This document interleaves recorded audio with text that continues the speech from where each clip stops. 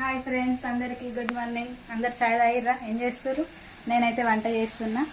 ఇది వచ్చేసి సొరకాయ మటన్.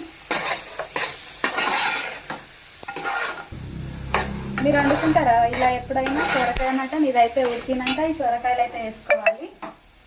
ఇక్కడైతే అన్నం పెట్టిన. మీరేం కర్రీ వండిరు అందరూ?